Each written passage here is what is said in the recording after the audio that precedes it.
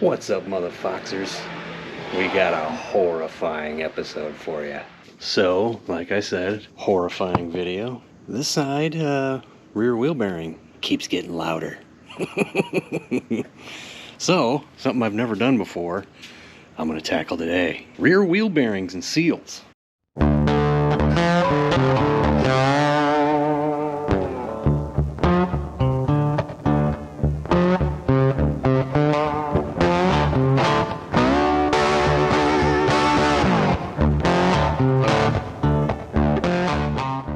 Got the old LMR action here. They sell a bearing set, a couple of bearings, a couple of seals. $36, cheapest out there when I was looking at them, shockingly. And I got $85 worth of tools to do it. Of course, the seal puller. This thing was $8. It feels pretty freaking hefty. And it's got that, generic seal label on it. Bearing installer thingy jiggy here. There you go. $26. There is the puller. Bought these because we got to do the other axle too when we rebuild it. So he can go rent this stuff, but we bought it. People got security lug nuts. I do it the old-fashioned way. It's two different sockets. It's not because I wanted to, guys. It's just because of the hillbillies. I do gotta get some lug nut sets for these.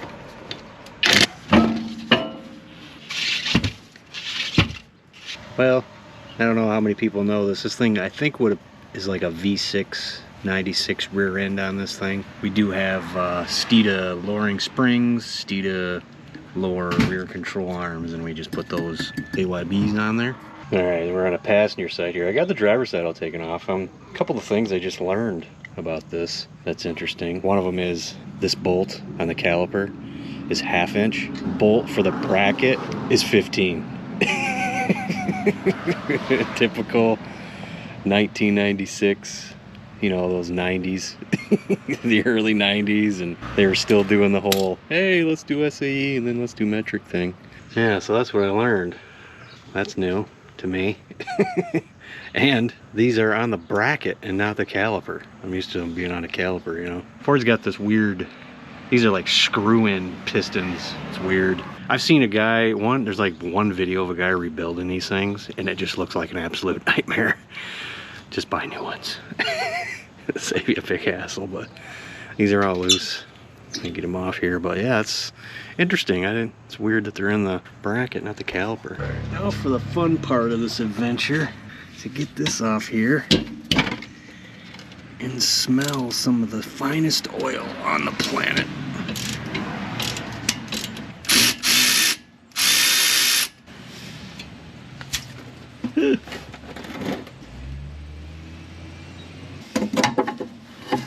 Can you see in there? How does it look?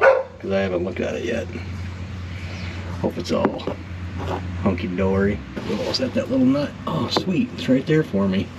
Or that little bolt or whatever I'm going to take to get that pin out of here. Twirl it around, pull C-clips. From what I can see over here, everything looks good. I was hearing some snap, crackling, and popping when I'm backing this thing into my parking spot. I'm hoping it's that bearing. Because if it's something else, I'm not qualified to fix this yet. We got another one we got to experiment on. So this is just a stock rear end, guys. I think this is like whatever this 96 is, a 275, maybe it is a 273, I don't know. But to figure out the gearing on these cars, if you guys didn't know, turn the wheel 1 revolution in the back and watch how many times the drive shaft turns, and it turned 2 3/4 times. So it's either 275 or 273 or whatever. I got an 8mm on here. I might have to go get a hammer. Tap that down. Yeah.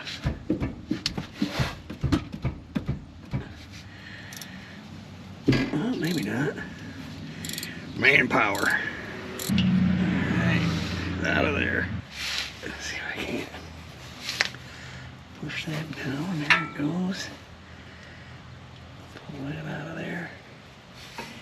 Yay. push that axle in. I totally can't see.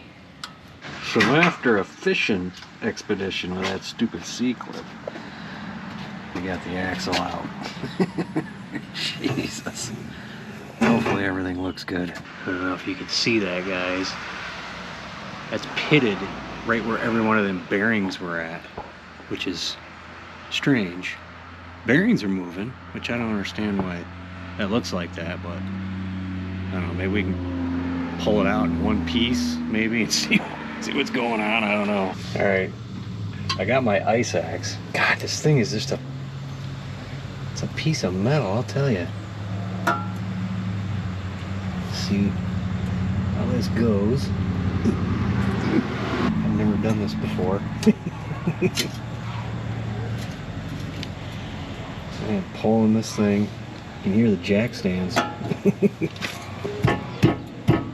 don't know if I'm being too nice. Probably. Of course, it doesn't help that you're prying on this and it's pushing in on the other side. Now that I look at this, this is a horrible design. Holy crap, dude. I don't know what is the right force because I've never done this before. Uh-oh. We did it! We did it, folks! Alright. Now we're making a mess. Okay, I got these flipper things here. You kind of stick it in there and then flip it open. I got the smallest one. Not sure how all this is supposed to work. I know this is supposed to, like, this one's designed to bolt onto your thing, but, you know, to keep it centered, but I don't know if, I mean, because you can't get this, you see what I'm saying? You can't, well, maybe, I don't know. You can't get it past this, you know what I mean? To get it into this hole here, to center it up. So we might be just freehanding this bitch. There's nothing gonna go good, I don't think.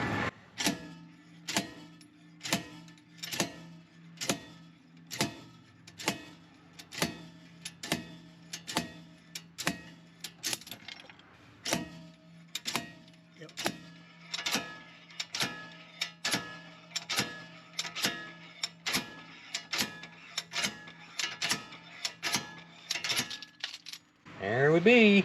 Doesn't sound the smoothest.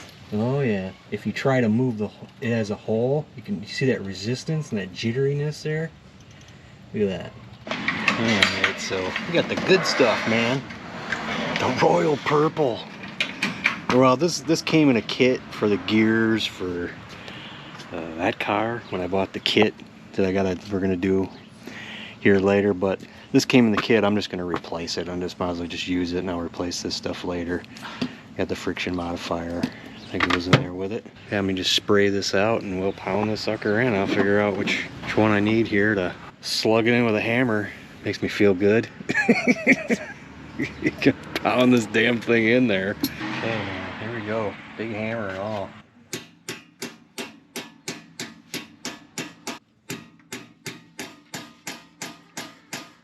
Apparently I had this on backwards. I had it going like this because I guess I've seen them have it the other way. But this one won't go in, and this is the next smallest one. Look.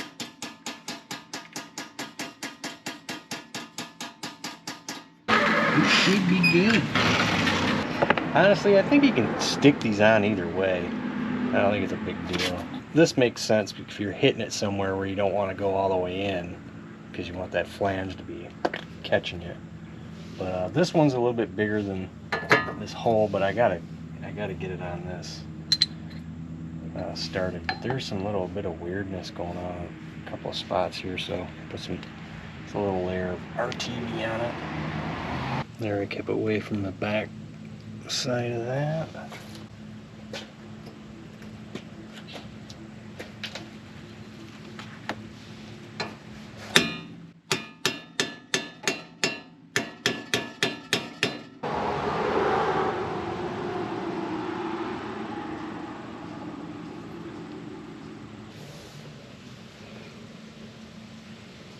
Hope it don't leak.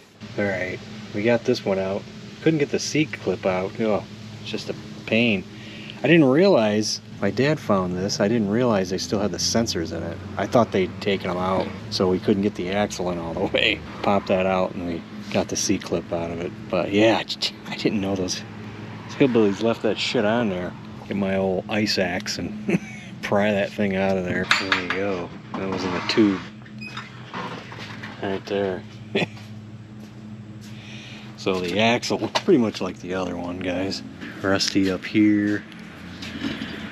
I guess it doesn't have the pitting where the bearings were on it. I mean, there's a couple of spots. It isn't too bad. Probably can't see it, but there is a little gouge right in there. I had to take a file to it, man. It was pretty nasty. So we got it knocked down. I mean, it's you're not gonna get that flat, but at least it was sticking up, so that would have shredded the freaking seal. So we'll make sure we get some RTV over there. But I already put these bearings in, cleaned out the axle tube, sprayed all brake cleaner down there. Hopefully they got everything out of it. Chris can't really see, I don't know. It's maybe, probably not. There you go, installed. So of course more RTV on the outside there, just in case. You never know. We got a lot of leaks around here. All right, everybody, we got the C-clips back in. Well, the axles are back in with the C-clips. How about that? About to stick this little guy in there and keep everything, you know, from like falling apart. Get this bolt in there, a little bit of blue Loctite in my red container because that's smart. And I got all the cover bolts, and we got our PTFE thread sealant. You stick on those, those are all nice and clean. And I got the gasket laying in a box with the aluminum cover for Black Sunshine. So I bought that quite a while ago, years ago. We're just gonna utilize that gasket for now. I'm gonna get another one to replace it. So let me get this shaft inside that hole. So we are done for the night. We'll put the oil in tomorrow, but she's all back together. It went back together pretty easy. Not so bad. I mean, the C-clips kind of really tripped us up more than anything. It's just, I didn't realize, like I said, I didn't realize those ABS things were still even on the car, so I didn't even look for them. I didn't even pay attention, so. All right, we got the plug out.